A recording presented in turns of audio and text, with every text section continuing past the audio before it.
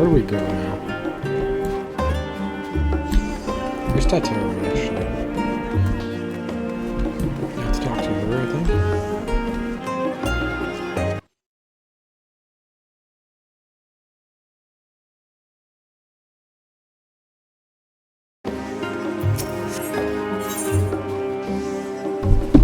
She just seems very eager to speak with you. Small businesses, big dreams.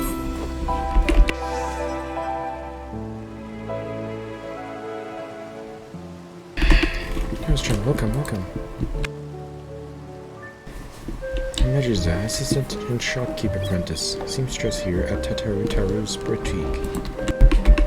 I doubt you remember my face, as I am merely one of many who owe our lives to you. But you will always have my gratitude for saving me that day on the Evelyn Ring.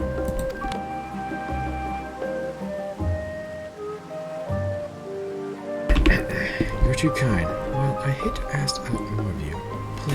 Please say that you're here to assist Miss Taru.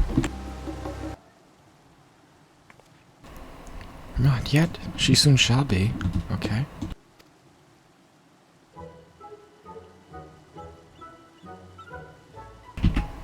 What would we do without your passion for turning up precisely when you need it, eh? Hey, Tataru, are you also Canadian? Are you also Canadian, Tataru? Are you Canadian? You say A just like me? Oh man, you must be Canadian.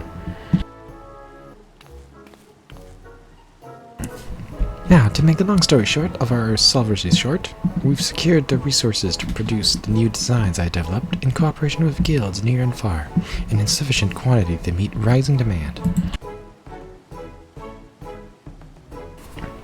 We shan't rest on our laurels, however. To serve passing adventurers and the occasional intrepid alien is all well and good, but we're hardly taking the world by storm, no. Much like yourself, we must look forward toward new horizons. The science proved that cooperation on a star-wide scale is possible, and we would be fools not to capitalize on that. To build the grandest trade network in the history of Heidelin. All for the greater good, of course.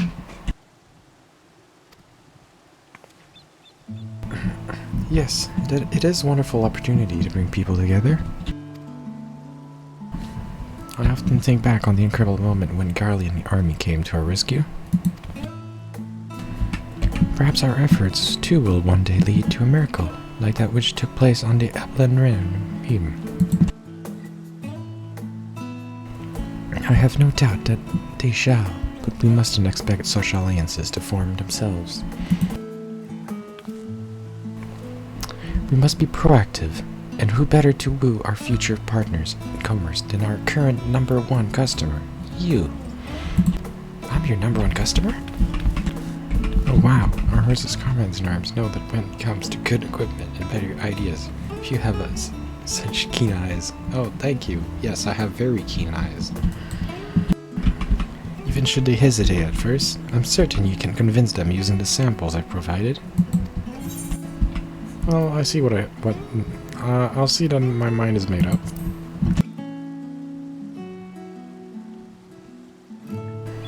But of course, with your assistance, we'll have both coin and goodwill flowing in no time.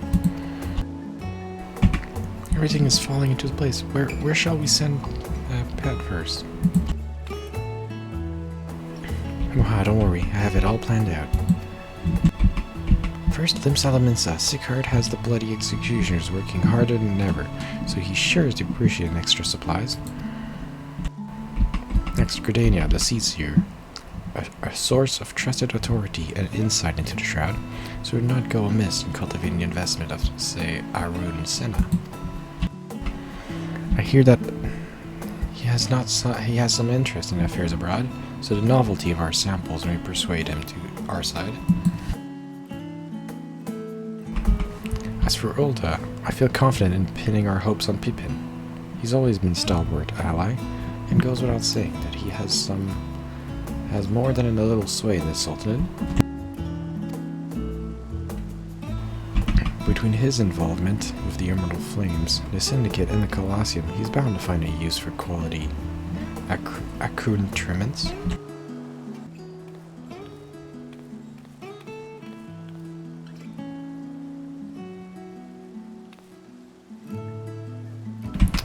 With that out of the way, Mijija, would you do the honors?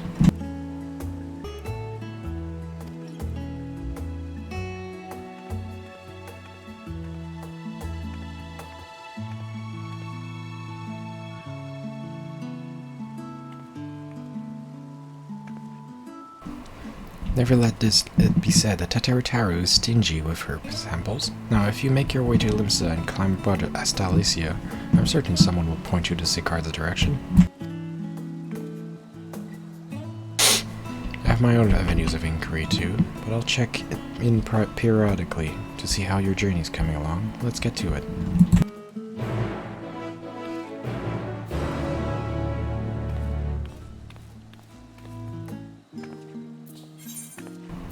In Limsa Limsa, alright, let's go. It's just over here, right? Oh, there it is. I see the ship.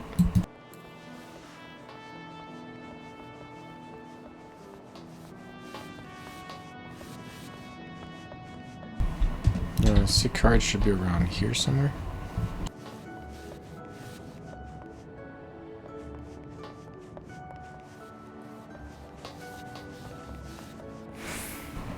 Alright, how do I get up there?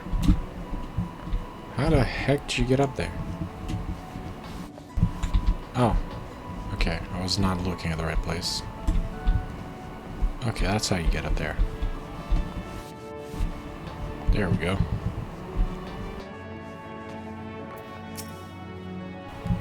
Hi, Arkanzi, what do you want?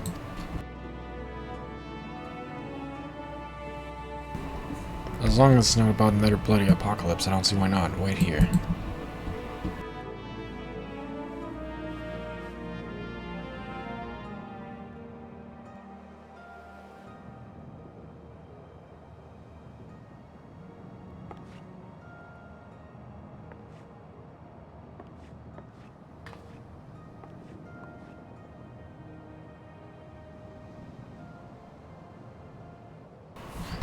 Well, bugger me.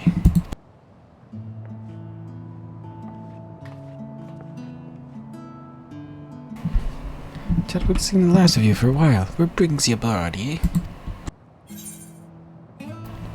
Can I trust you in some fine garb today?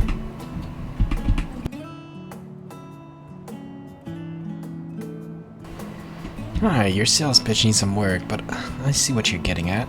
We're already traveling halfway across the world every half moon. May as well earn a little extra for our trouble, eh?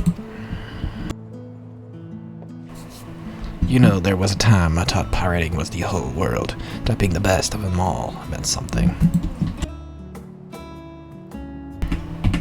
Going to Ilsabad made me see how small my world was. Compared to the real one, standing next to the star's finest, I started to wonder what I had to brag about. Then the bloody executioners went and did me proud by bringing in a bigger goddamn haul of adamantite than anyone else in the realm. Between that and the new metalworks we've got going with the kobolds, it seemed like the right time for the executioners to change our sails, so to speak. Which is all to say that if you've got wares for promotion, I'd be happy to ship them off across the realm and beyond.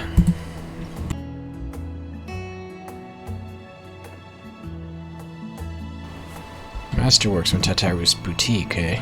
Guaranteed by the Warrior of Lights himself. Almost seems a waste to wear them. Folk be lining up at the docks for these. Literally seeing as Old Charlotte's only accessible by sea. Now, if we got ourselves an exclusive shipping contract...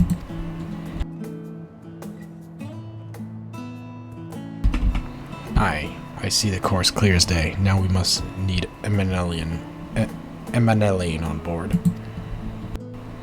He's right, useless when there's work to be done, but talk's another matter. And he still owes me for one for keeping his sorry ass out of trouble. So I'll have him put me in touch with a few savvy salesman types on the continent.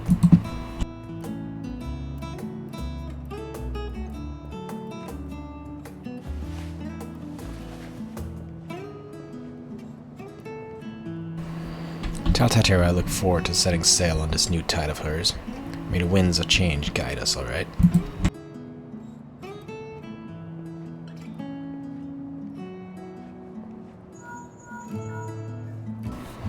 Pedios, it's me. How goes our little venture thus far? Oh, Sigurd's eyeing this shipping route, eh? See, all according to plan. But our work has only just begun. I'll keep after my own contacts while you work on Arun. I hear he's not often in this city, but I don't doubt the Mother Mune can sniff him out.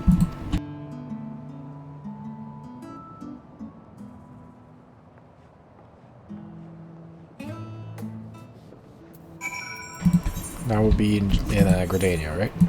Black Shroud? Yeah, let's go.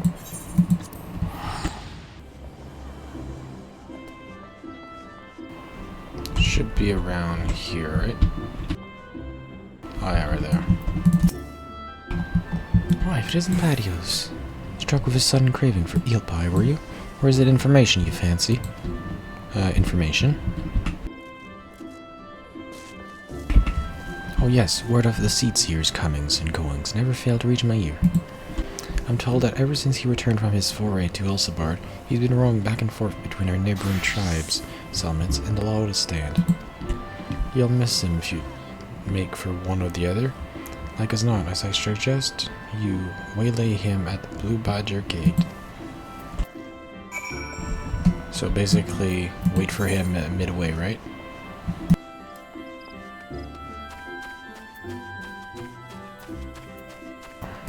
Right by the exit, right? Is that what it is? Yeah, right by the exit. I see. So basically just wait for him by the exit, so I can't miss him.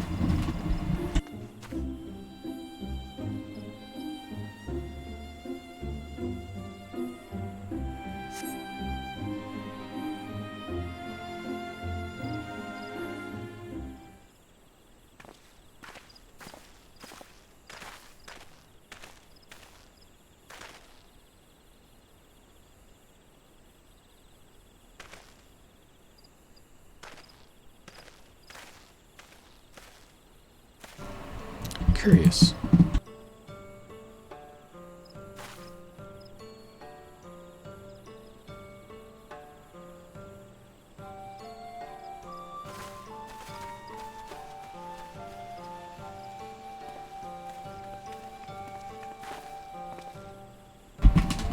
I asked why you're loitering at the gates, Pedios. It was such an enormous sack.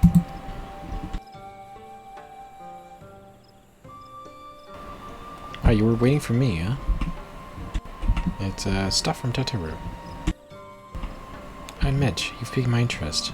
To integrate the tradition and ingenuity of guilds throughout Eorza in such a fashion is no small feat. As it happens, I'm of the mind to do something similar myself, assuming I secure the other Seatseer's approval. You are doubtless aware that historically Gridania has placed the peace of the 12-Wood and our covenant with the elementals above all else, often to detriment of our relationship with other people. Yet much as we are one with the Shroud, so are we not also part of the star entire, right? Our ventures in Garlemald made plain in the strength of the world we united. This attire you carry demonstrates much of the same truth.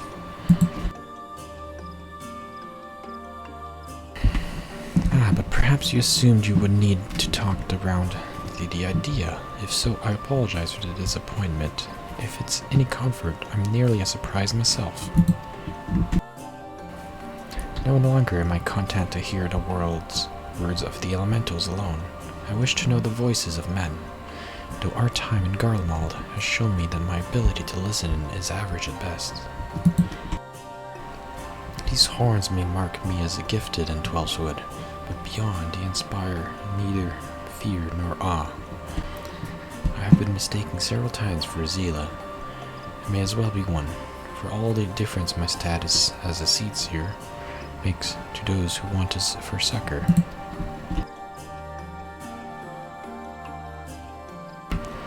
Yet was this self-same insignificance that allowed me, for the first time in my life, to truly feel part of the greater whole. I am but one life among myriads upon the star. I dare say I should behave accordingly.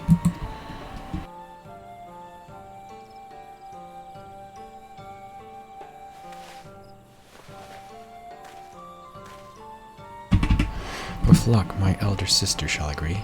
Tell Mr. Cactuar that her gift is accepted with gratitude, and she ought to hear from us soon.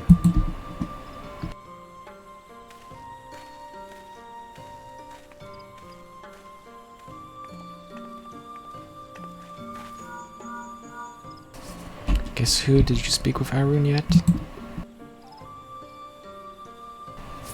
That sounds promising. I'm beginning to understand what makes our seetsier friend tick. But we can discuss that later. You need to catch Pippin here. His duties take him from Ulda once more. I believe he spends much of his time at the Colosseum, so perhaps you should pay a visit to the Gold Court. I'll be waiting your report at the boutique.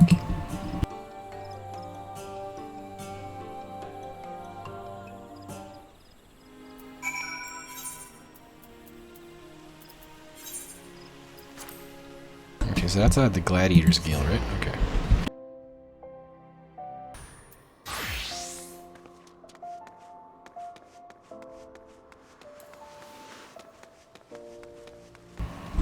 Oh, there he is. Colosseum Usher. I see. Marshal Turpin is currently engaged in another meeting. But I shall tell him that Private Sean awaits his convenience.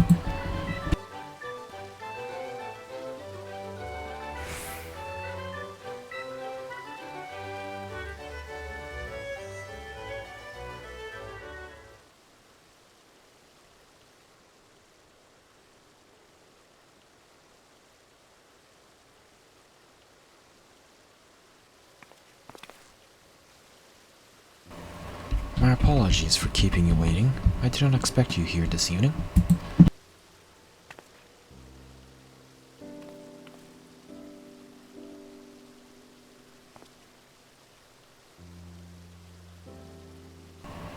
Cactuar is offering quality material, is she? I can hardly say no to that. It fits almost too perfectly with my plans for the flames. I have long striven for mastery of the blade. I have required the trials of Ilsabard, however, to truly see Tizona for what it is. Of the fire that warms the coldest night, the spark that ignites the blaze of hope, and most of all, an unbreakable testament to Father's faith in me. More ally than tool, it is a treasure beyond price. Does every soldier of the Immortal Flames not deserve allies such as this? Arms and armor to remind them of what they fight to protect, to help them stand when they might otherwise fall. Indeed, works made possible only through the ingenuity and dedication of allies across the star may be just the sort of thing of inspiring armaments we need. I anticipate that I will be sending along an order for custom equipment ere long. In the meantime, would you mind if I use these samples for a few trials here at the Colosseum? My thanks. We shall put them to use immediately.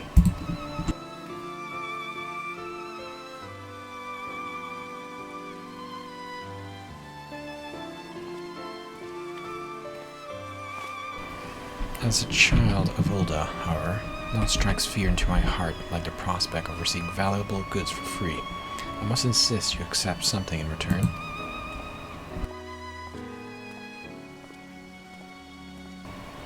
I had been meaning to gift that necklace to Tataru. In poor condition aside, she might rather have it than not.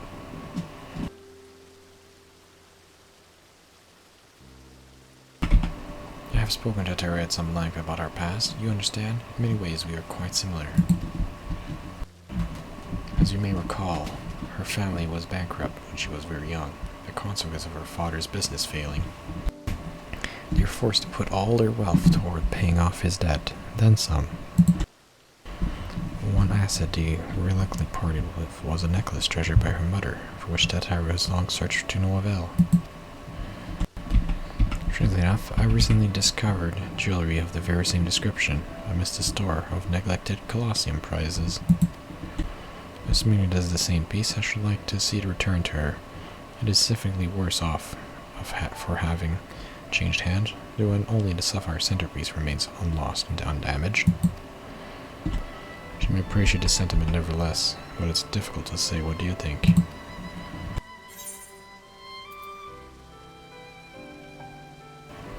The memories it holds for her aren't lost or damaged.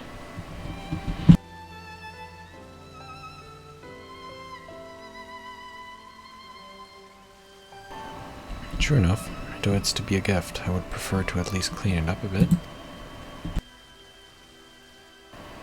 In that case,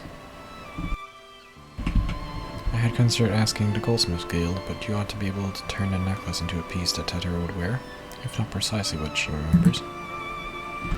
I imagine you will have the opportunity to pick up gems others that are suitable material on your travels. From there, it is merely a matter of unifying the pieces. Are you willing?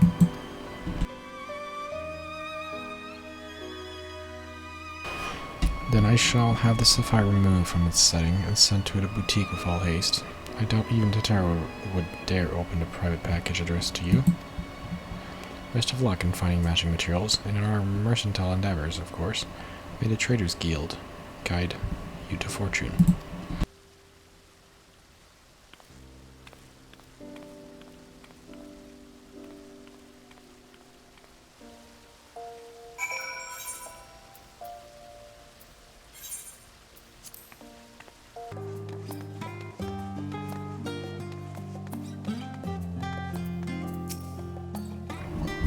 You've returned with your bag at the lighter, or having given away our samples, I hope. Speaking of which, a parcel from one Tarupin arrived, not the bells ago. It was to you. Could it be that our newfound partnership are already bearing fruit? Yes, I'm getting lots of fruit. Mars necklace? Why, that's a wonderful idea.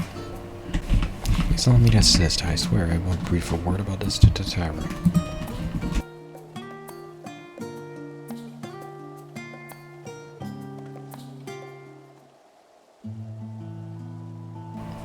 I do wonder what parts you will need. Do you know what style Mistress Cactuar prefers?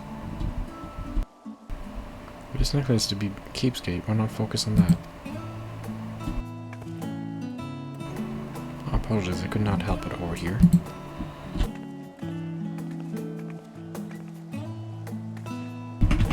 That's quite alright, but do please keep your voice down. And what was it you were saying? It simply occurred to me that since you were gifted the sapphire so readily, our other partners in this endeavor, we wish to offer up something for Mistress Cactuar as well. With such gifts, you could turn the necklace into a memento of not just her past trials, but her present successes as well. That's perfect! If our plans for the boutique proceed apace, we should soon have more than enough tokens from friends across the seas. What do you think? Well, were you waiting for a little old me? Just to do, we were just discussing the successful delivery of the samples, yes?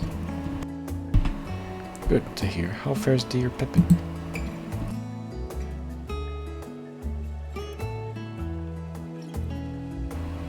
I knew he would come true. True, I admit that I wasn't expected to outfit a whole host of immortal flames quite so soon. I suppose it goes to show that even the most hardened warriors can easily learn a thing or two. And Sacred and our room have changed as well, if your tales are an indication. I imagine their personal growth bodes well for that of our network. Thank you for checking up on them. I must sort through our current commissions before deciding who to approach, but I know I can count on you to be ready.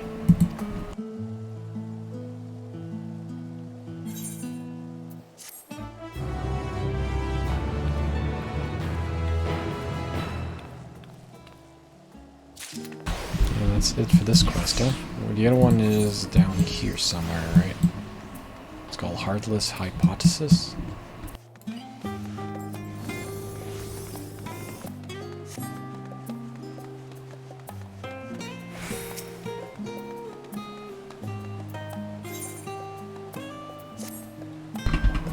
Ah, that's a blow. The cobwebs away. Time to return to work.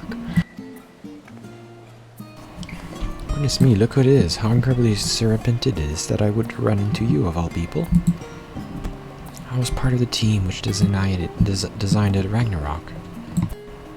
You see, and we've recently begun the process of combining through the vessel's flight log data.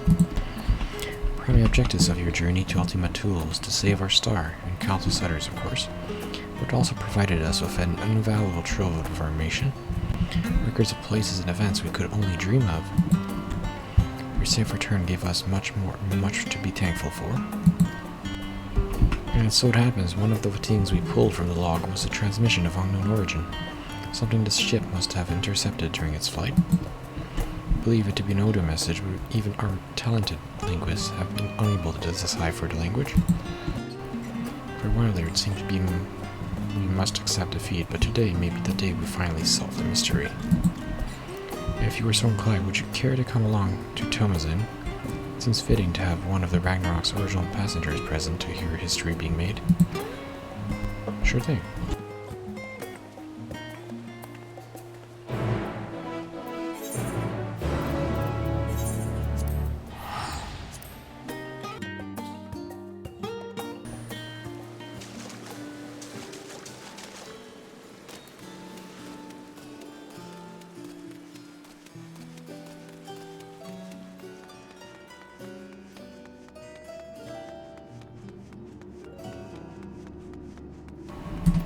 Operator, I want to get down. Yes, lower levels.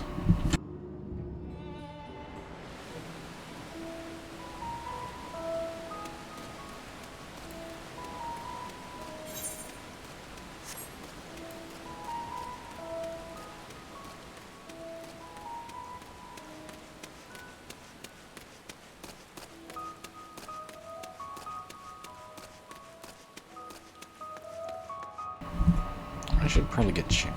Yeah, let's go. Where the... Yeah, it's all the way down there, right? Let's just use a mount that's gonna go faster. There we go.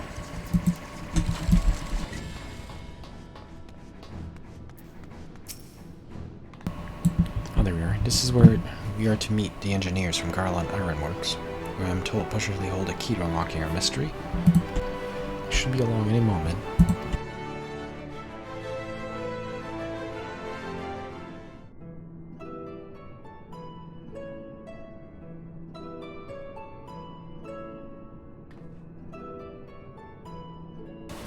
Sorry we're late. We had some trouble finding the right gods' statue patios.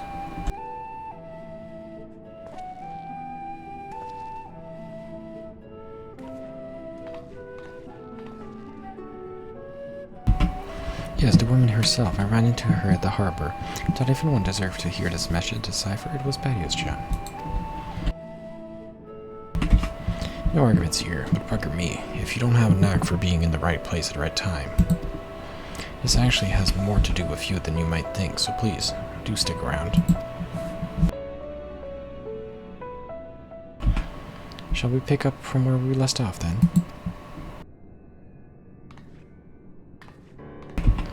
As I was saying, we think this transmission of the Ragnar intercepted is a message of some kind, albeit in a different language entirely alien to our ears. Alien being the operative word here, considering we received a message out in the great expanse. Its origin was likely some distant star. Unfortunately, our list of off-world allies is presently rather short, thus we were resigned to the fact that the meaning behind the message would remain beyond our understanding.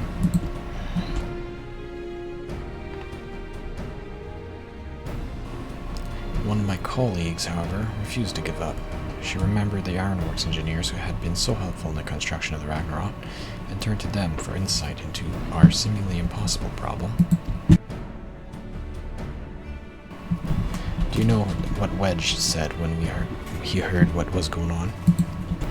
We should have Omega listen to it. I bet it can tell us what the message means. Not the Omega you beat in the riff, of course. He's talking about the toy. that turned this around with Alpha, the little model we made. Originally designed it to follow a chosen target and not much else, but I've seen it act in ways that will. It's like it has its mind of its own. Then I got to thinking about these documents your lot sent to the chief, the full report on the final days. In the part about Omega's civilization, it said their people discovered how to convert the mind into data and store it outside the body. Timing being what it was, I wonder if Omega didn't somehow transfer its consciousness into our model right before you put an end to the real one. So you mean Omega is still alive? In the little toy? So in an effort to get the bottom of that, as well as take a crack at this indecipherable message, we decided to make some modifications. With help from Labyrinthos technicians, we've upgraded our Tor Omega with a fully functional vocalization model. Played the transmissions for Omega, and I think it's ready to share.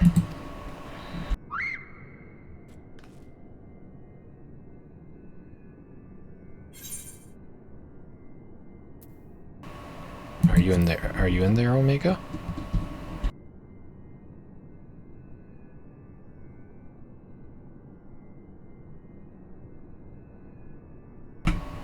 Affirmative. If by Omega you are referring to my consciousness, rather than my entire former chassis, existing outside that considerably smaller frame.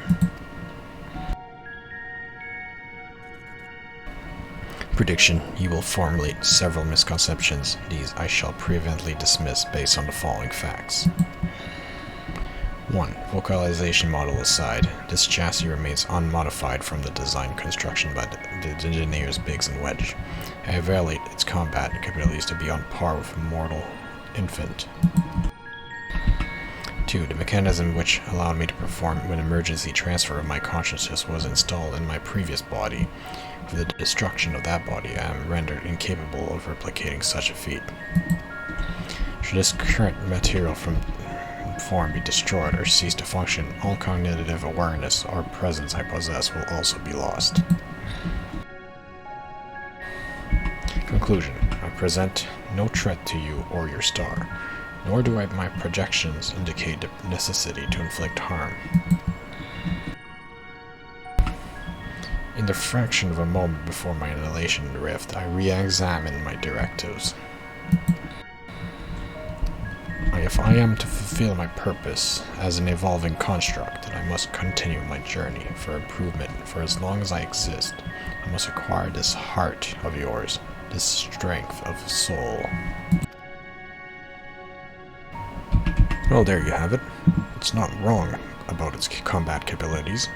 It'd be more likely to damage itself than the thing it was trying to attack.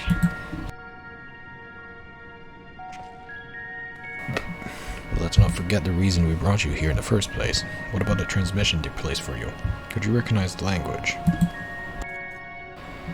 Affirmative. It was transmitted in pan-galactic basis.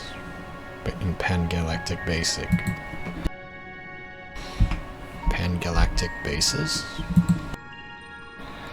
A common language in comparatively extensive usage throughout the worlds we have conquered.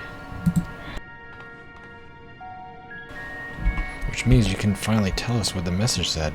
That is a language you understand, yes? I understand it perfectly. I'm fluent in over 6 million distinct dialectical codings. My cooperation in this matter, however, is conditional. Elaboration. Your chief Sid utilizes the floor as part of his unorthodox filing system, which allowed me to scan the report on the final days. I am aware that my home star, the one you call Alphatron, was obliterated in the aftermath of Sir and Mition's meeting. The existence of Dynamis has not previously factored into my projections, but I now comprehend the concept in theory. What fails to compute is why the Omicrons were not immune to its effects. Dynamis should have no influence on a race which possesses no heart. and yet Sir expressed to Meteon a desire to cease existing. Illogical. I must pursue this anomaly further until the full equation becomes clear to me. I must analyze all the elements of the final days and deepen my understanding of the heart's intangible properties. To expedite this process, I require an external interpretation of those sections of the report which continue to produce errors in my calculations. I request the assistance of Patios, as one who experienced the ravages of ultimate despair on multiple fronts, and displayed immeasurable heart in engineering my defeat. She's the optimal choice for this role. So either we agree to her conditions or you tell us nothing. I'm sorry to put you in a spot like this. If you have the time and the patience to spare, we'd be grateful if you could humor the toy's demands.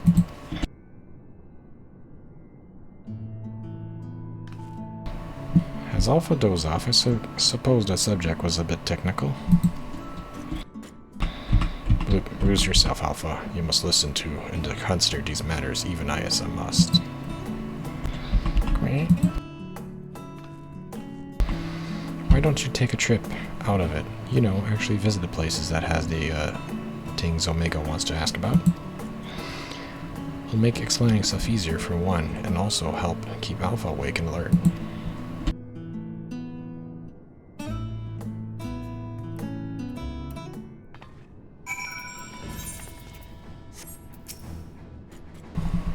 I see you have chosen the mutually beneficial option. Logical. Setting aside the matter of Sir, there are 3 elements of the report on which I desire clarification. The first of these concerns the progression of the final days in Rathathon. I recognize no pattern in those who succumbed to the transformation and those who did not. That's a bit of a trick if you want to chat with the locals. How about we lend you an airship? We do not require such outmoded technology. Pedro's teleportation spell is the most efficient option for long-distance travel. This chassis is a model, essentially a toy, and Alpha, despite his ornate composition, is indistinguishable from a stuffed doll. Conclusion, we classify as material possessions. Pick us up, and you can teleport the 3 of us to our destination. Let's go.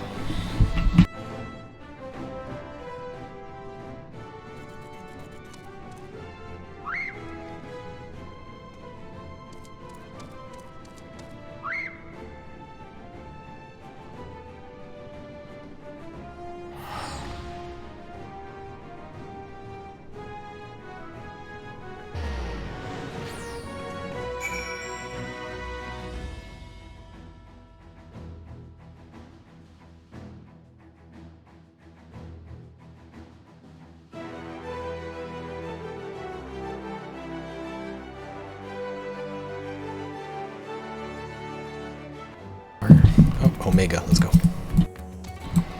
Bleep sensors indicate we arrived in Rathathon. Objective, identify factors for resistance to involuntary transformation. Hypothesis, unaltered survivors of the final days will display significant strength of heart. Confirming this theory will require the cooperation of live subjects. Where's the ward designated for residential habitation?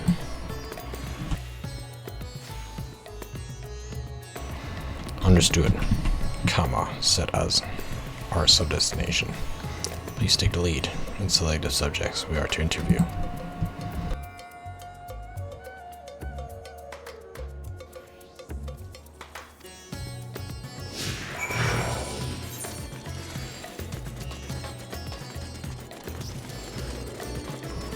Can we teleport there actually?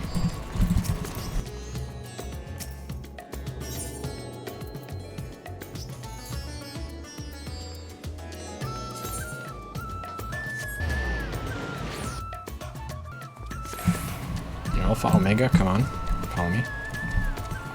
Oh, there's this guy here. Hey, I don't know you. Yes, after the beasts were taken care of, you told me to join everyone in the square. Thanks to you, I was there when Vitra gave his speech and I found out who Varshran really was. It's a shame we don't get to play like we used to. But Mama says Vitra has been busy putting this city back in order. I'm gonna work for him one day when I'm grown up.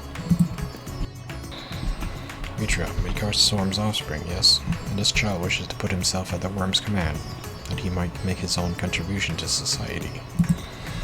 A pattern emerges. I predict that the Hanish survivors are those who had ingested Vitra's blood and become his draconic minions. The dragons were no match for our civilization's might. Their combat capabilities are not to be underestimated. It is unlikely they would experience emotions of dread or uncertainty as exhibited by lesser beings in the times of undue stress. Dragons, I'm not a dragon. I never ingested anyone's blood either. You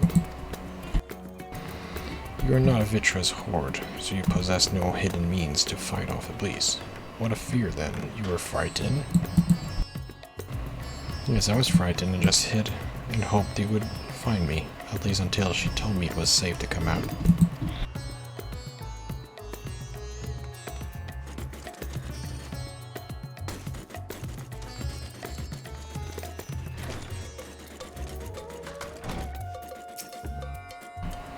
Oh, hello again. You're not one who came to ask questions about the Cactuar. I'm glad you see looking well after all the unpleasantries. I remember the burning skies, and the hearing the screams, but truth be told, I'm still confused as to what actually happened. I will know it wasn't unusual for entire families to go missing. Many of my neighbors' houses lie empty even now. Cactuar's place is one of them. He had no close relatives to speak of, and I heard that it was members of the consortium who came to remove his belongings. What a terrible thing to have to do. Terrible, Cactuar's passing was recorded in the report. Clearing out his domicile and readying it for a new habitation seems an appropriate reallocation of resources. Dear me, what a clever little contraption. But of course, I'm not against making use of his quarters. That would be wasteful. Simply that Cactuar was always such a vigorous person. All that patience, all those dreams suddenly gone.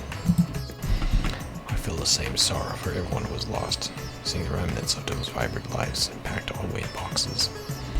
That is what I mean by terrible. Yeah, he had no one to inherit his belongings.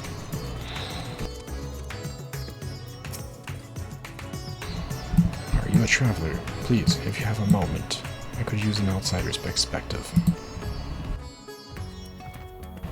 You see, I was one of those who sought to escape the madness plaguing the world by fleeing to the moon.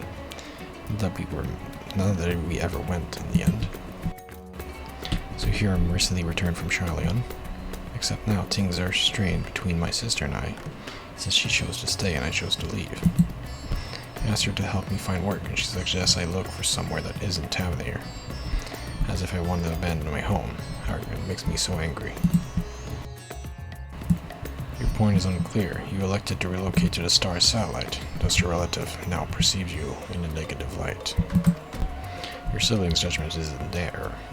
Based on the information made available to Hanish citizens, your decision to withdraw to the moon was both logical and correct. Conversely, the decision to remain a resident despite low probability of survival defies explanation. Perhaps our reasoning pathways were faulty? Yeah, that's right, I'm not quite sure what you're saying, but I'm right, aren't you? Aren't I? Or so I'd like to think. The problem is I understand why my sister feels this way. I almost decided against going myself, even after I wasn't sure that leaving behind everything I loved was the right choice. And with the way it all turned out, It does require a mode to process this input. Let us move apart and discuss our findings.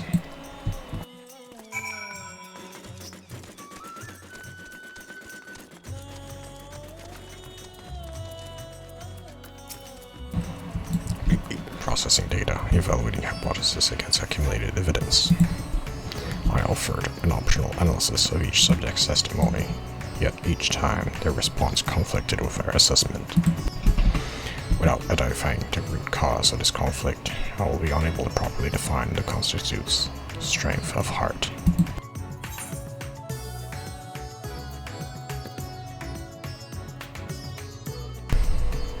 Perhaps this matter is beyond you.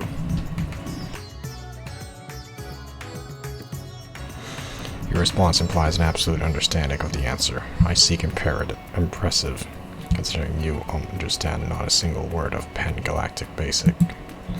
We will forge on with the questioning. Continue to dedicate me with your enlightened perspective. Next, I wish to interact with an individual who entered similar circumstances to Calzal prior to his transformation. Are you acquainted with any local merchants who had dealings with him?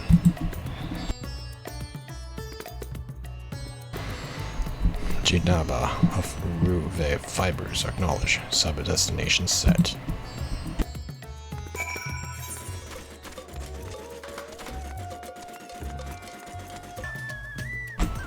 Jinabaha. Well, who it is? I must thank you again for your help in moving our textiles. Recovering from those tragic events has been difficult, of course, but with everyone pulling together, we've managed to get things back up and running. Jinabaha. I come with questions related to that tragedy, specifically your survival of the final days.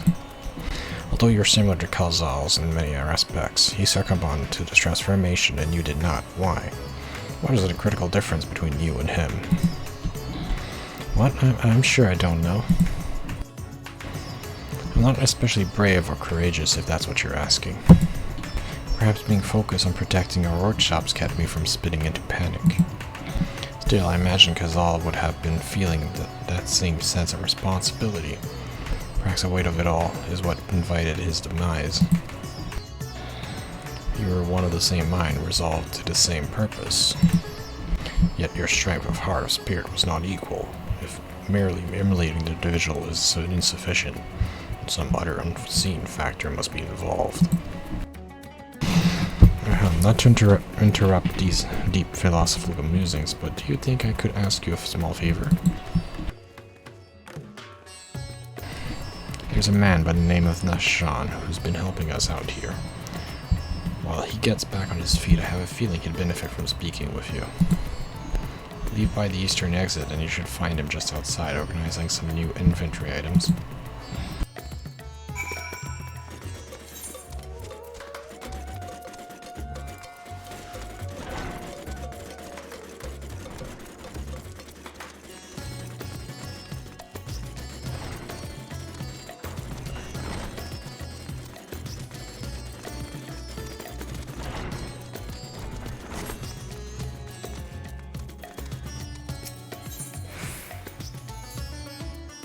It's not this one, it's this guy here.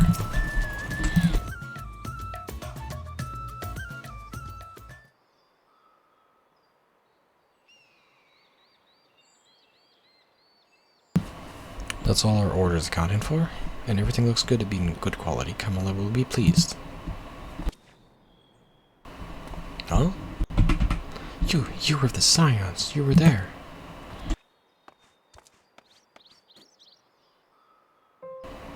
Yes, I'm sure of it.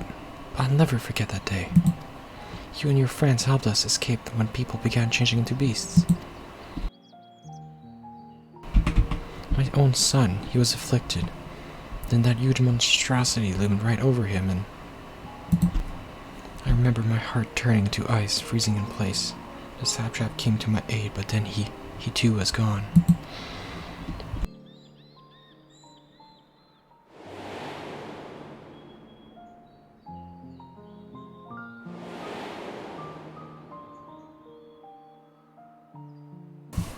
The memories run together in my mind, like flashes from a nightmare.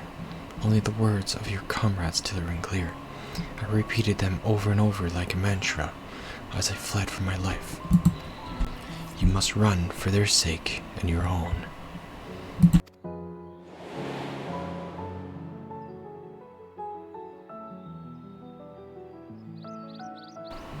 It seemed so surreal, which was probably what saved me from the transformation. The truth of it didn't begin to sink in until the worst of it was over. I have not the words to describe how I felt then. The sorrow, the overwhelming sense of helplessness. Yeah, you almost turned into a beast. I may still be wallowing in misery, if not for my old friend, Dijinab Jijnabaha. I lost my will to work, and he encouraged me with kind words and odd jobs. Now somehow I live again. I'm thankful to him, to the courageous FFXIV, and to you. If you see your comrades, please let them know their efforts were not in vain.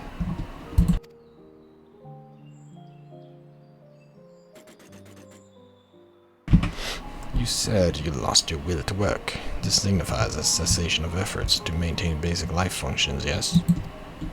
What changed to extract you from that stagnation? An offer of work from Jijnabaha should mean little to no one without a desire to accept it. Was it some manner of moral instinct, a primal need to survive and thrive? Instinct? No, it wasn't that. If anything, my instincts were telling me to lay down and welcome an end to the pain.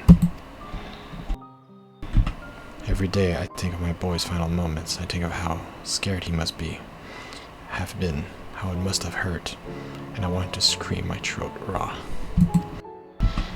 The satrap, too, still haunts my dreams. I see him being swallowed whole and jolt awake in cold sweat.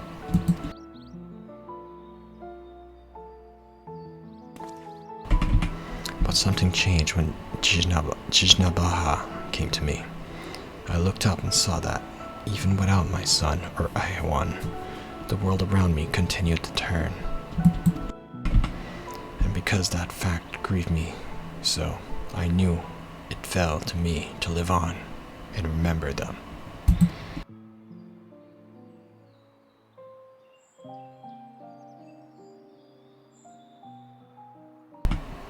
Strange, isn't it? What drives me to rise in the morning is the very sorrow which once crippled me.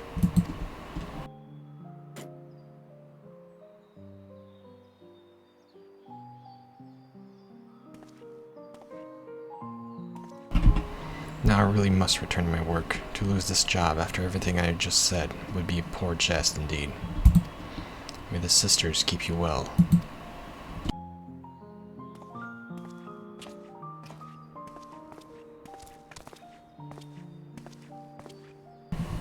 Sorrow, the emotion generated by mortals when their ideals fail to materialize. This I have observed.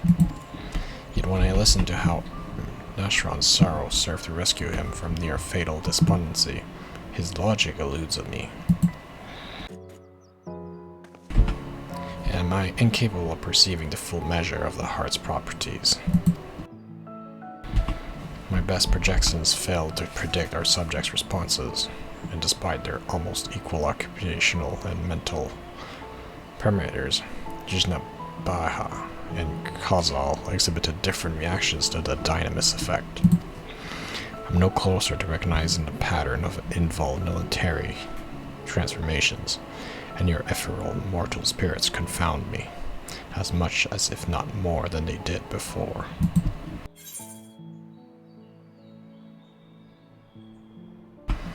The hearts of others were ever shrouded in mystery. Perhaps it's time to move on to the next element you want to clarify. Have you considered that there is no pattern to the people afflicted? I mean, he just said that. The hearts of others were ever shrouded in mystery.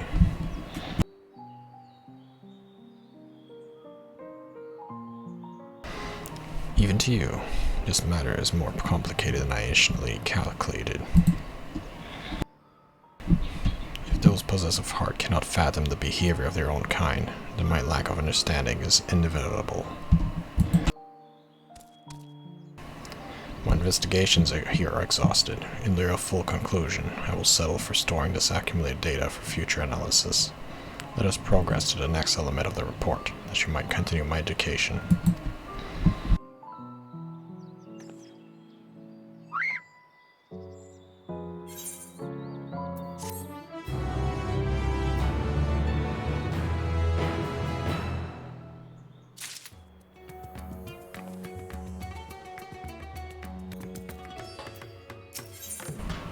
Omega selected a new destination. Our next destination will be Camp Broken Glass. I desire elaboration on the dealings between the El-Sabar contingent and the citizens of Garlemald. The report described the contingent's purpose as the salvation of the local populace. Furthermore, both factions faced a common enemy, and to tell off Roy. Why did they not immediately combine forces to their mutual benefit? This inconsistency required closer examination. Patios, initiate teleportation.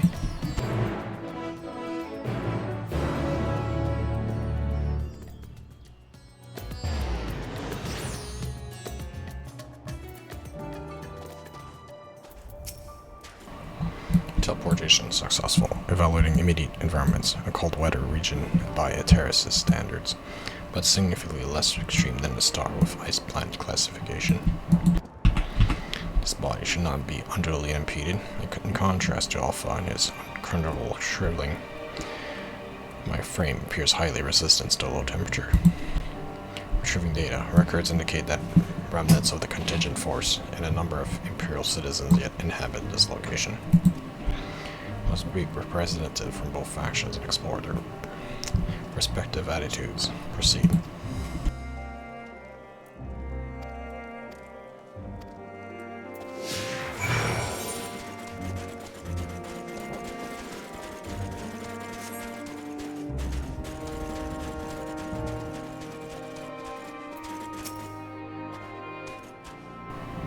I was come to see how things are progressing, have you? I can't speak for the overall strategy, but communication with the locals has become a damn sight easier since Julius and his soldiers stepped in to help. Oh, we still face our fair share of distrust, of course. Some folk even think we're enslaving minds with our foreign magics. We have Anima to thank for putting that idea in their heads. But all things considered, I'd say we're doing pretty well. Establishing an open dialogue was the first big step. Query, you consider this level of progress acceptable? The reality of your efforts fall short of the ideal. If your aim is to provide efficient succor to the local problems, absorbing their numbers into your comrades' structure would be optimal path. Well, I wouldn't want to go for that far. We're not looking to take over their nation. If we're to do this the right way, we need to recognize and respect each other's way of life. So, while that may not be the easiest solution, I agree with the contingent's slow and steady approach. I'm just happy we're saving lives.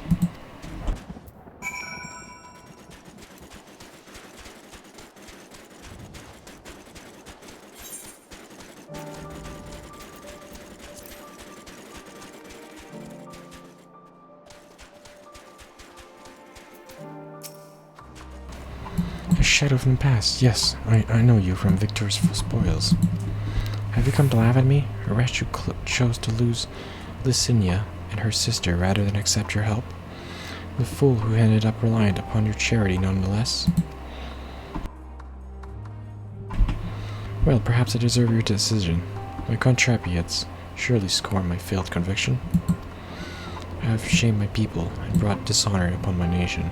I am no better than a kept beast. My pride sold for a bowl of feed. My soul, nay, that you shall not have. I refuse your honeyed offers of a new home. This land is where I belong, and this is where I shall remain. You demonstrate opposition to the contingent's overtures. On what basis do you refuse this cooperation? The data suggests the local populace is struggling to produce the bare minimum of sustenance. Have you come some secret strategy for survival, or do your orders compel you to accept your present misfortune?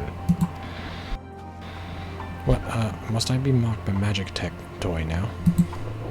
No, I have no secret strategy, no binding orders, but I comport myself as a true Garlean patriot would, uncompromising, unbending. Blast it all. Once again, this input is unanticipated. Let us move aside and process what we have heard.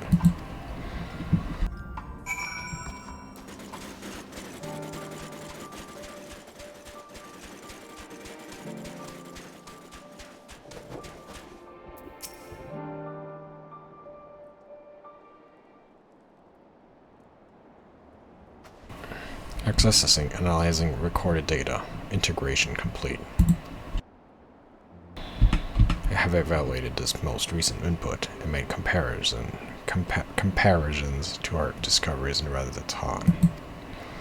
consistent only in their inconsistency. The responses from both contingent member and the Imperial citizens were highly irrational. Conversely, any American, considering their predicaments, would have echoed my assessment exactly. This divergence from self-evident logic is key. Hypothesis: the illogical relationship would be saviors suffering problems. It's a result of the unpredictable nature of mortal hearts.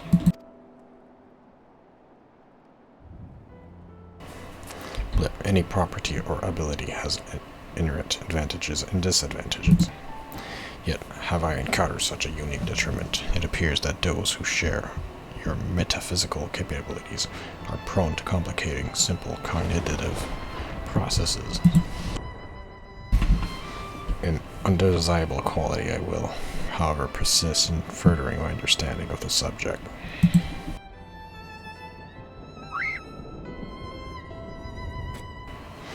Query. Prior to formulating our next step, I wish to know, who is this Licinia, the Imperial mentioned?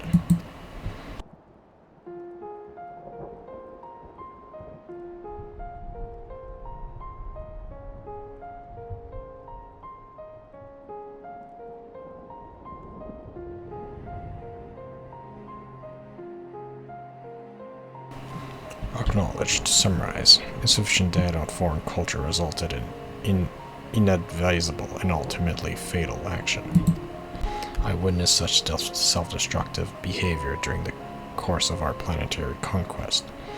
Overwhelming enemy forces would voluntarily withdraw into perilous regions, leading to a succession of inevitable losses. Tangible data request. I wish to learn about burial customs. The practice has ever seemed nonsensical, but new data suggests it arises from the same source as their cognitive complications. Take me to this Licinia's burial site. It may aid me to understand.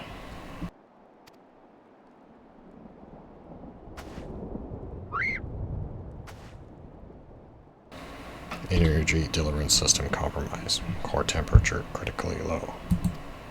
Warning, immediate heating required. Request to apply friction to outer frame.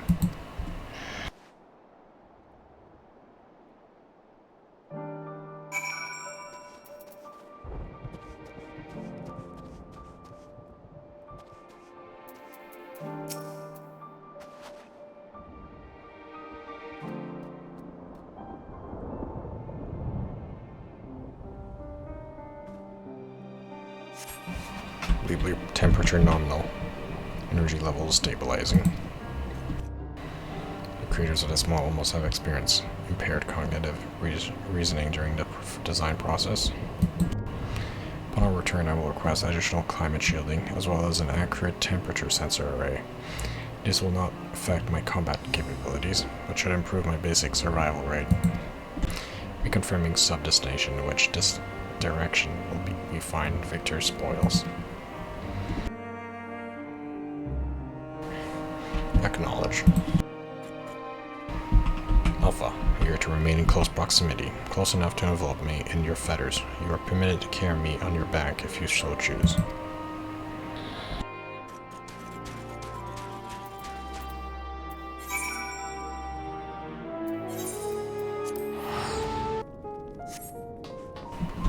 Oh, yeah, I can just fly there, right?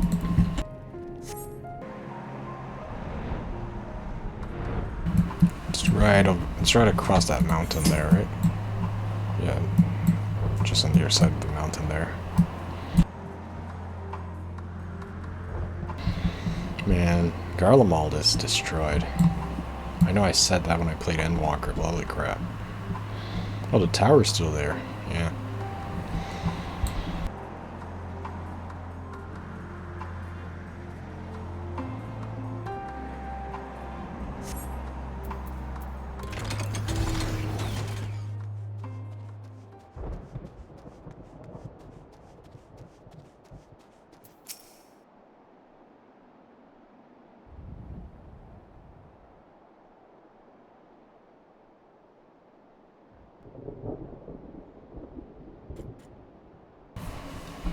a decisively deep snowdrift almost defeated me, but we have successfully arrived at the location you indicated. Caution advised.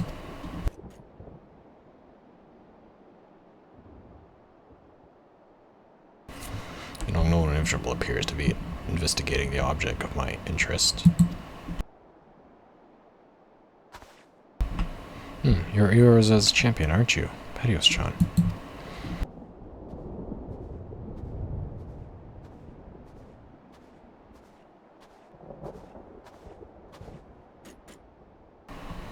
Oh, I never introduced myself, did I? I'm Manius, soldier of the First Legion, and comrades of Dio Julius. Perhaps you remember me from Tertium. We spoke about collecting ceruleum, and again later on after Lord Quintus had passed.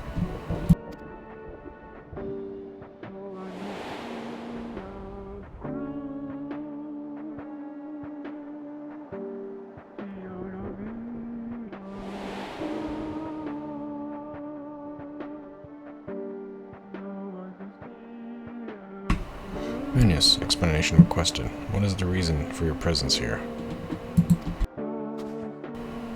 That must be the tiniest Magitech weapon oh no, it's just an oddly shaped communicator, isn't it? In any case, I have nothing worthy to report. I heard that the sisters who used to live in my sector were buried here. So I thought I'd come and pay my respects.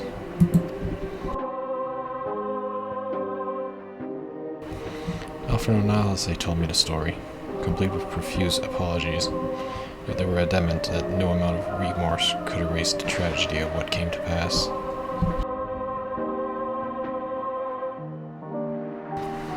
That my fellow soldiers and I are in a place to judge. We were manipulated, fooled into starting an insurrection which led to countless deaths among our own countrymen.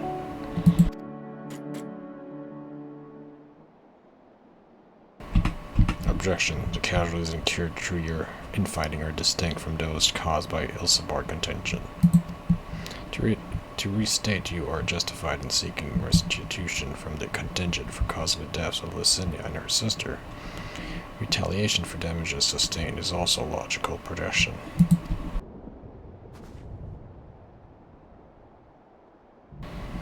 I can deduce two reasons why you do not initiate hostilities with Patios and her allies.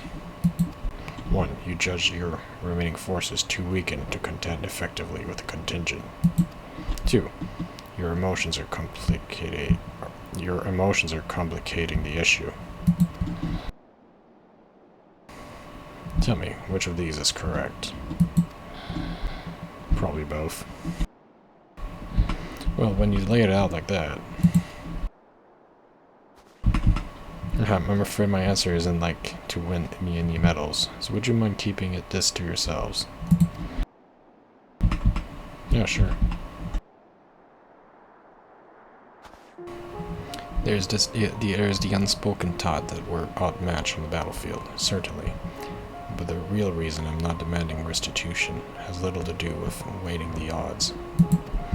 The simple truth is, I'm so caught up with simple survival that I've no strength left to spare for past grievances.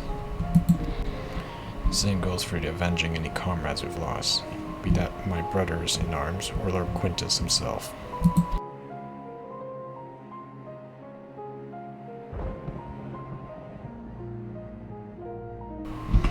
Although it seems everyone has an opinion about the manner of his passing. Some say he should have fought until the end, that he abandoned us to the enemy.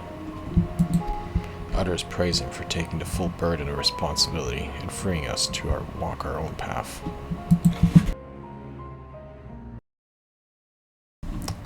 With the later, he gave us the choice of freedom, and that's the choice I made. So yeah, he gave us the choice of freedom when he killed himself. Yeah, okay.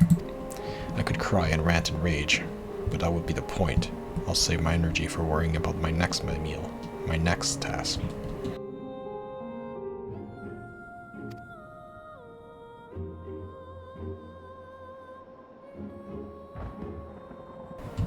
I need to focus on the ones left behind, on making some kind of life for my comrades and me.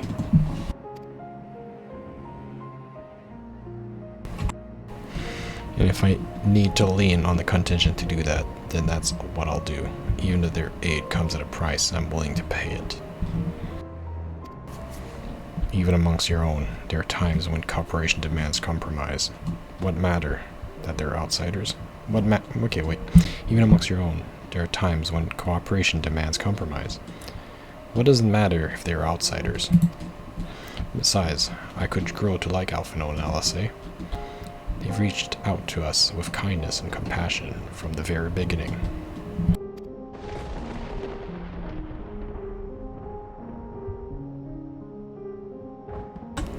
Summation, you desire to survive, even should... Okay, wait, that's Omega, right? Summation, your desire to survive, even should it mean allying with the contingent, was a feeling you already harbored. That your side had committed worse atrocities was the logic you invented later to justify your reasoning. But accurate, I suppose. The heart is honest about what it wants. Even the mind takes a while to reconcile the decision.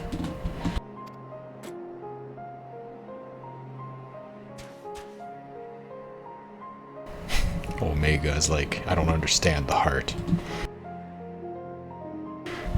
All this has been oddly cathartic, but I must return to my duties.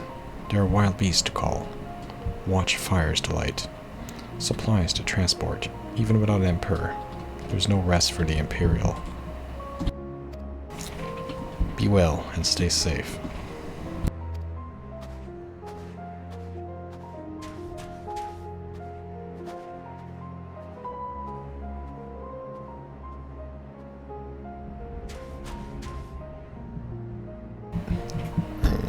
Upon review of recent input, I have arrived at an unexpected conclusion. I have been formulating my assessment on the premise that it was a man who commended the strength of his heart, but the data suggest the opposite is true. The surge of spirit, of feelings, of emotions can entangle your thoughts to such a degree that even control over your own behavior is compromised. It seems a most counterproductive specification. Well, yeah, your heart controls you, right? You don't control your own heart. It's your heart that controls you. Right? Is that how it goes?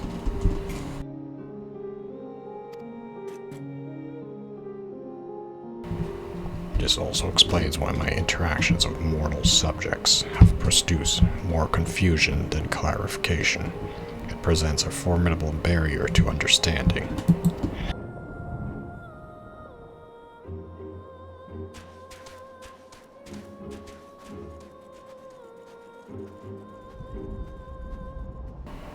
Oh man, I'm loving this quest so far. The Omega quest is awesome. You get to teach Omega what it means to have a heart. But my other hypothesis has been borne out. The suboptimal operation being conducted here is the result of emotionally compromised reasoning. I'm ready to progress to my third and final query. I would learn more about those referred to as ancients. It is clear that this group was a crucial factor of the final days, but the information contained in the report was insufficient to form an overview. The Lobrits are creations of the ancients and are said to maintain repositories of their knowledge. By my calculations, the base of these moon dwellers will provide the best source of additional data. Teleport us to their burrow, preferably before my battery freezes over. Yeah, sure, let's go. Let's teleport.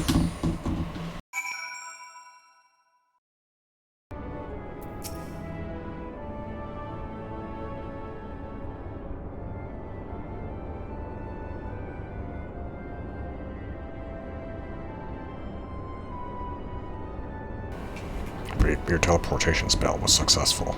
We appear to have arrived at the location described as Beastway Burrows. An inspection of technology in use here would give me detailed insight into the ancients and their civilization. This body, however, lacks my previous frame advanced observational functionality. I will require external assistance.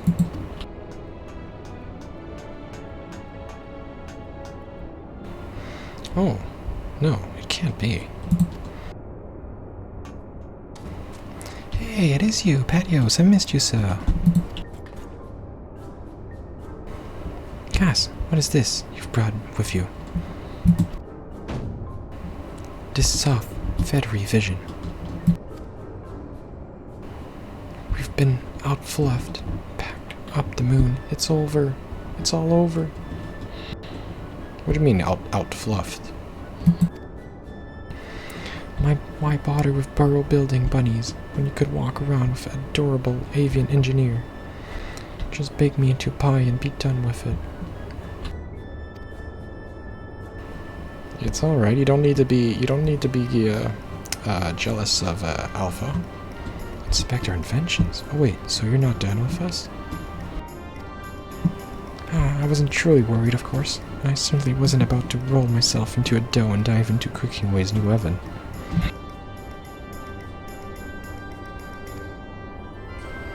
Ahem, if a technical breakdown is what you need, then I am your loprit. As the resident atmospheric regulation expert, I can field any questions or query you might care to pose. Acceptable. I will employ this being to guide me around the facilities. Your presence is not mandatory. Even locked within my current chassis, I am still autonomous, construct that has entered hundreds of your life cycles, if I'm capable of completing this simple objective alone.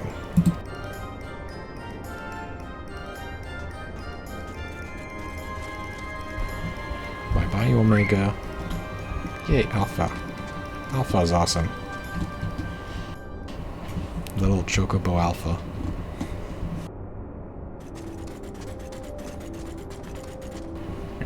Objective complete.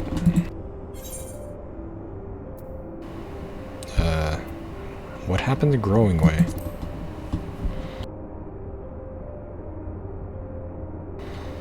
After my 15th question, his response became to suffer noticeable delays. By that stage, we had viewed a representative cross-section of Loprit engineering, just I deemed it unnecessary to retain his company.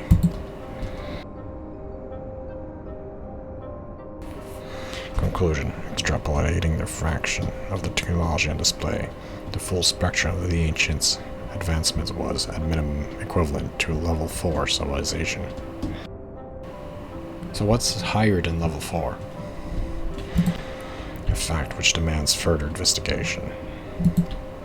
Despite establishing a near ideal society, these beings nevertheless harbored a weakness which invited self-destruction. In studying them, I stand to gain a greater understanding of Sir's anomalous decision.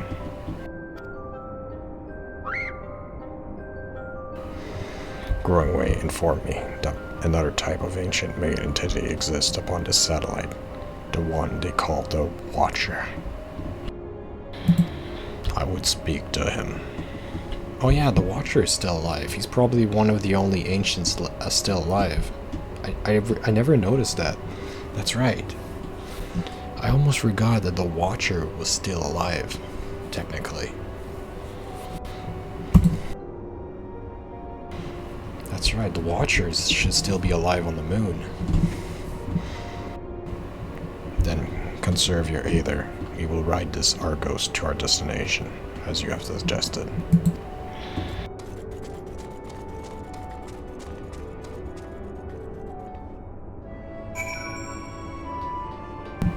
Alright, gotta go to outside, right? Yeah, the main gate.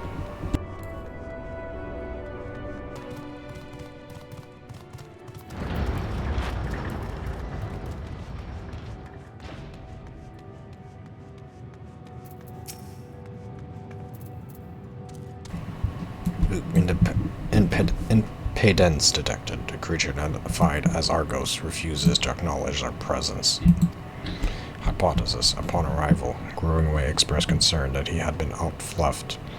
This suggests the existence of a fluff-based hierarchy. My station in such system would predictably be low, but Argos is adamant ignoring even Alpha. Its fluffiness level is impossible to gauge.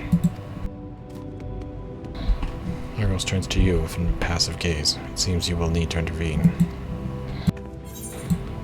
Just think of them as luggage. You're the fluffliest of them all, dear Argos. Should I say that they're luggage? Should I say that Alpha and Omega are luggage? Or that Argos is the fluffiest of them all? Let's go with, you're the fluffiest of them all.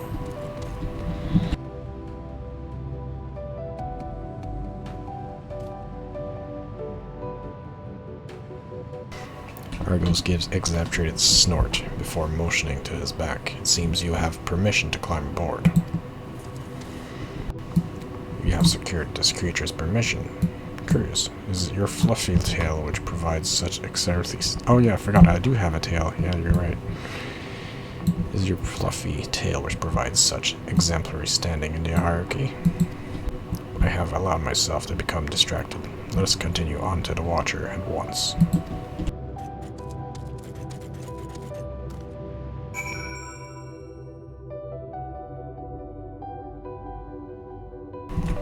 Okay, we just got teleported here? Okay.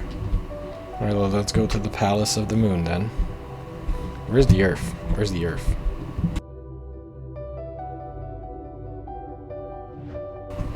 Okay. Oh yeah, the Earth is over there. Hello, Earth. How's the Earth going? I always like to look at the Earth from the Moon. It's pretty epic, watching the Earth from the Moon.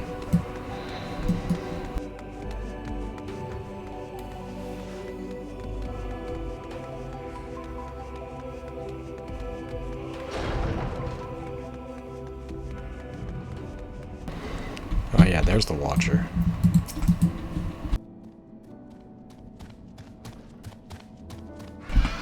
I was bemused by the arrival of these small visitors, but I see they are a companion of yours. What a weird thing for my abode to be thus crowded. How may I be of service to you? Hello, Watcher. My purpose here is to learn more about the ancients. I would know of their deeds, their philosophies, the very nature of their hearts. I would understand why the final days was visited upon my home star. A worthy endeavor, but there's another better suited to assisting you with that task. Perhaps you might favor us with a tale or two of the ancients you met during your travels. Our fragmented memories would be a pale substitute indeed for the clarity of your more recent experiences.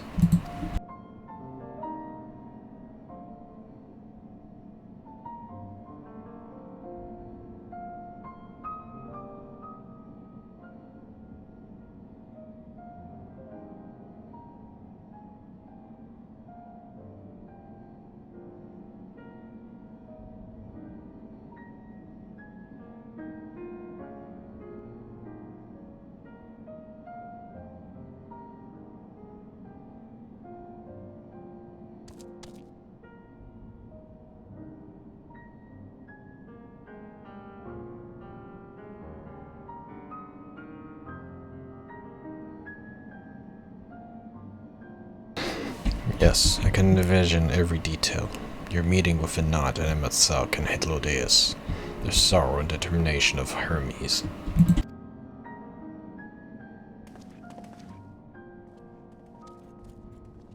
I am a creation of Hydaelyn, and as such, I believe the age of the ancients would fade and be forgotten. Yet knowing that their memory lives so vividly and so within you, it brings me great joy. I pray you keep them close to your heart.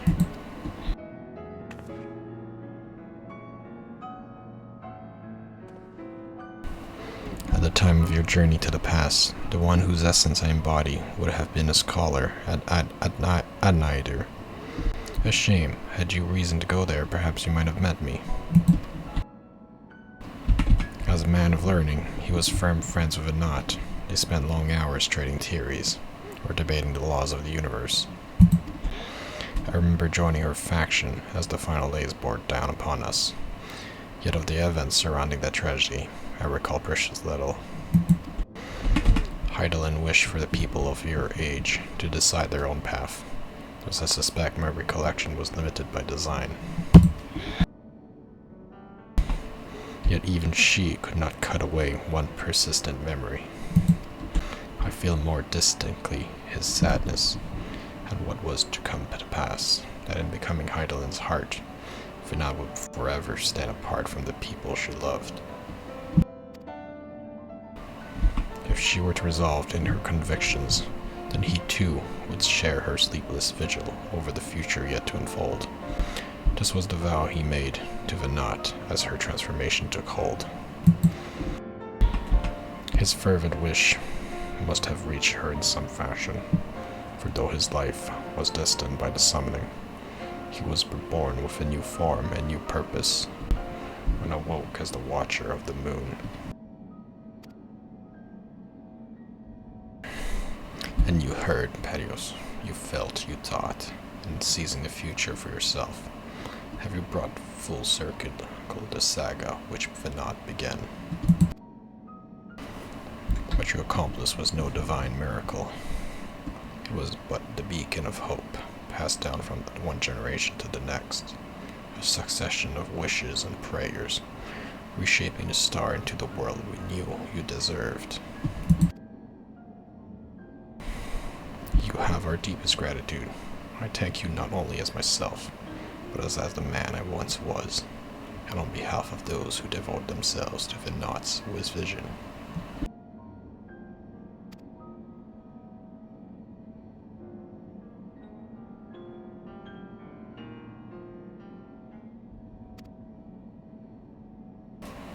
I understand the facts of your story, Perios, but not how you have chosen to process them.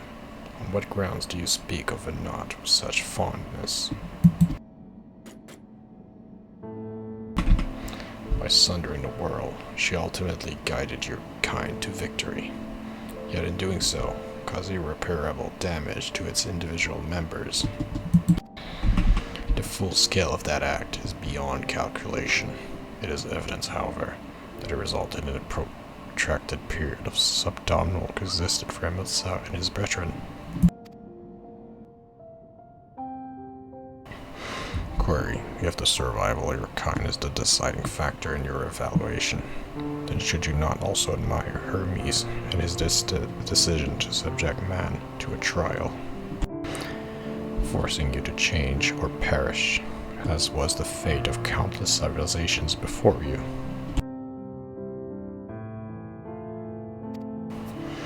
From my perspectives, his determination was similar to that of the Omicron's ancestors, those who first began trading flesh for machine, so that our people might stand against the onslaught of aggression from the other races. It was an unprecedented attempt, accompanied by much failure and sacrifice. Their early experiments were crude, primitive. Had they not made those first advances, however, we would have remained vulnerable to our environment. The violence would have utterly consumed us.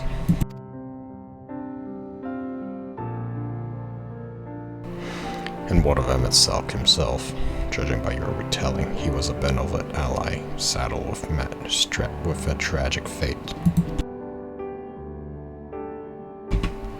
Yet I remember the years when my instruments fed me data from events across the entire star. During that time, I witnessed his Ascians engineer multiple instances of cataclysmic strife.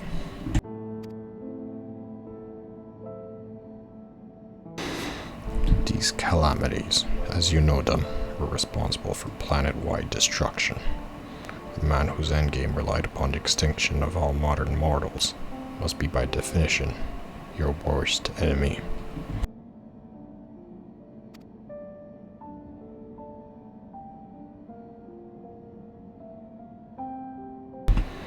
I require an answer. As a being of heart and soul, how do you classify each of these pivotal figures? From Earth's perspective, which of them was most justified in their actions?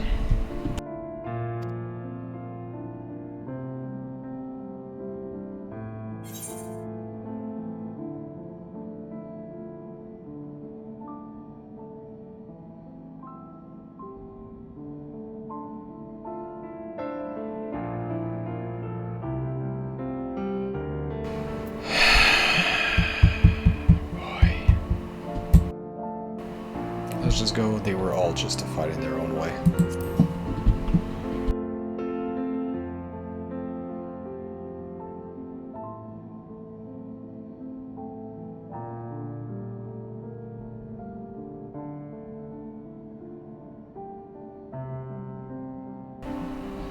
I think I understand. You seek a definitive answer, yet based on our experiences, Patios and I might develop very different opinions. In the same fashion, you are free to form your own thoughts on the matter. Do not be so swift to consider them without merit.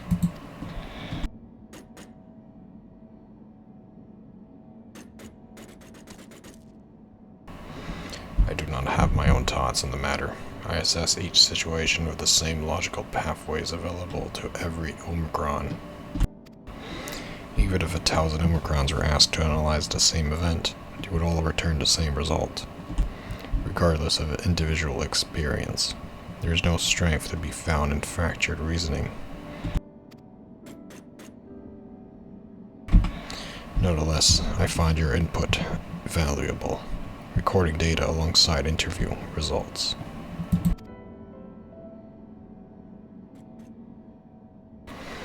This concludes my investigation into the incomplete elements of the final day's report.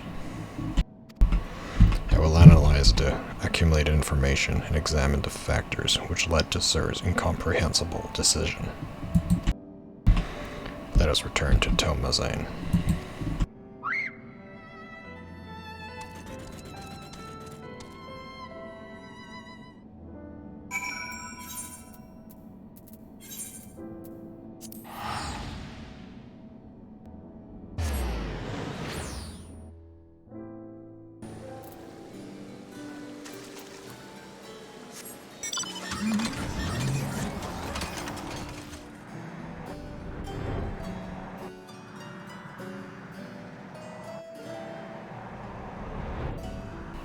It's just down here. Let's just go straight down.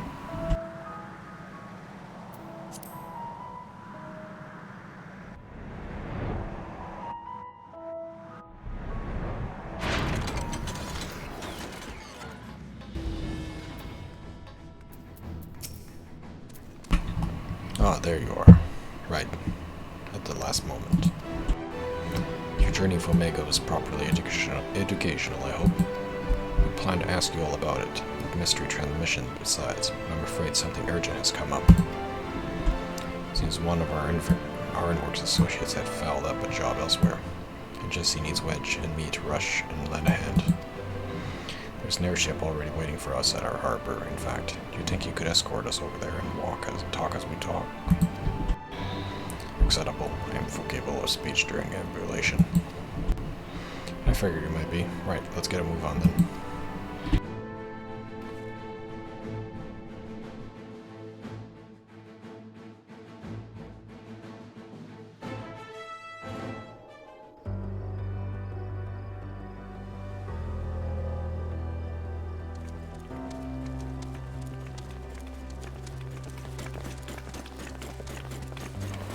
So, you've cleared up all those points of confusion, then?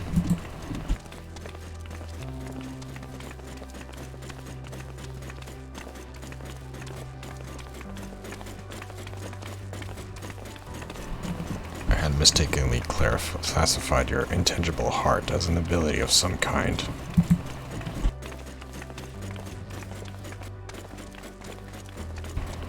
An uncanny power that Omicrons could neither learn or even measure.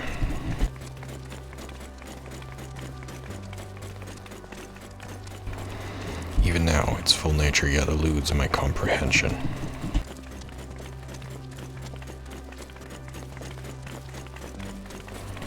Based upon our investigation, however, I have decided to alter my definition.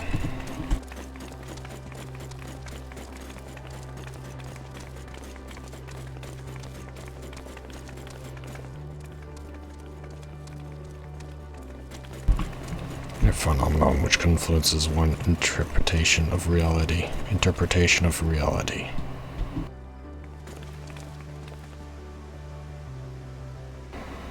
That is as close to an answer as I have found.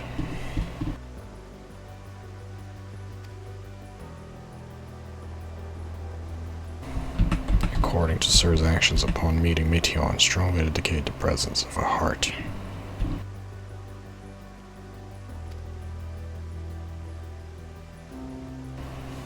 Sir did not follow routine logic, but formulated an independent assessment based upon the reality it perceived. It felt that the best course for Omicrons was to cease their expansion and terminate all functions.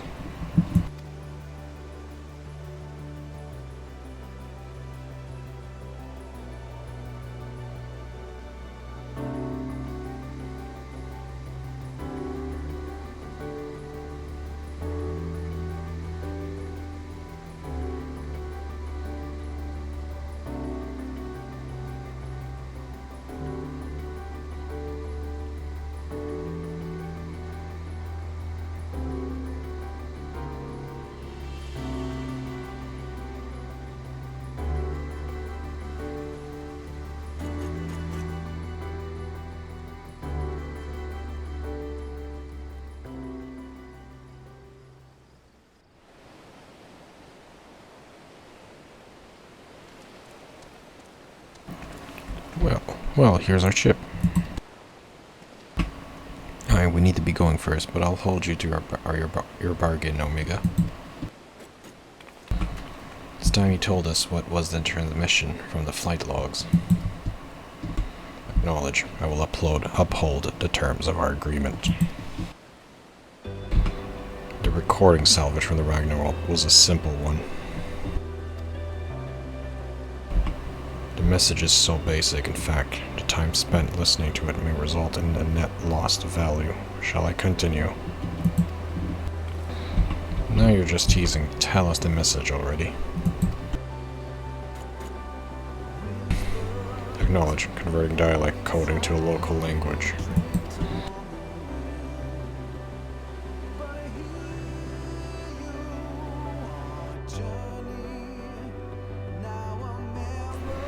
To whoever received this message, out there in the vast reaches of the cosmos. To someone, I hope, who looks up at the stars with the same wistful gaze as mine.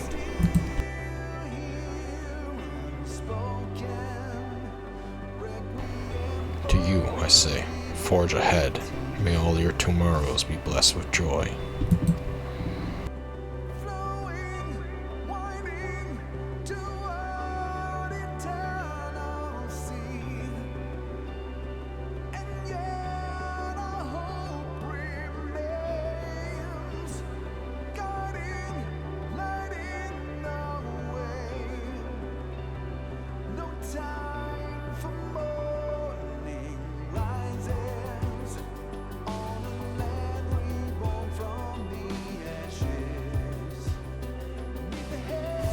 This mission had no designated recipient. It lacks purpose. The concept of joy is overly abstract. The vocal supplication to manifest said joy is unrealistic in its optimism. Yet based upon their expressions, my assessments of the transmission's value conflicts its apparent impact.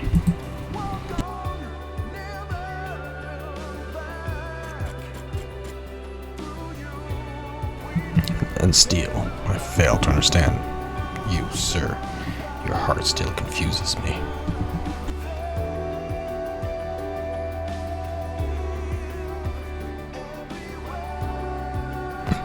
This termination of everything the correct course. How did you arrive at this conclusion?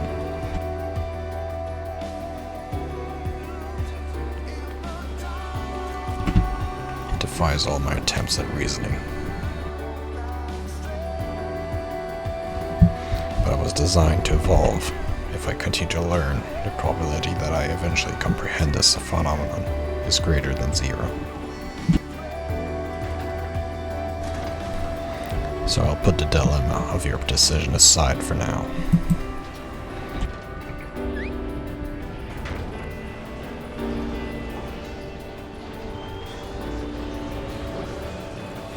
And continue my existence upon this distant star, as I dwell among these many life forms, so I will continue to piece together the complete shape of their mortal hearts.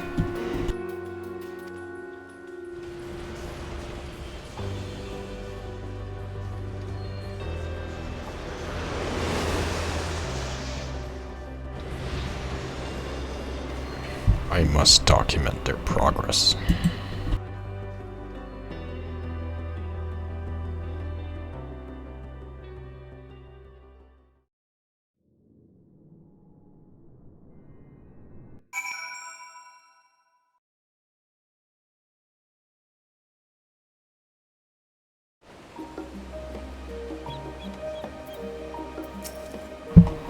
Your contribution to my education is appreciated, Petios.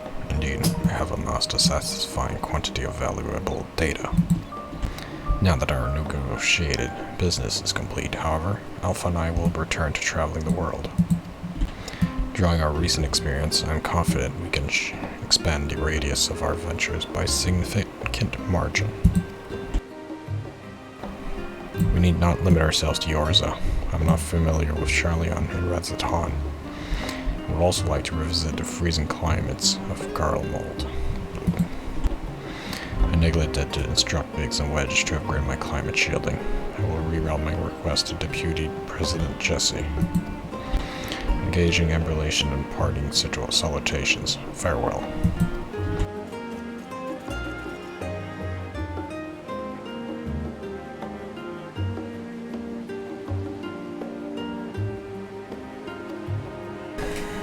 Great.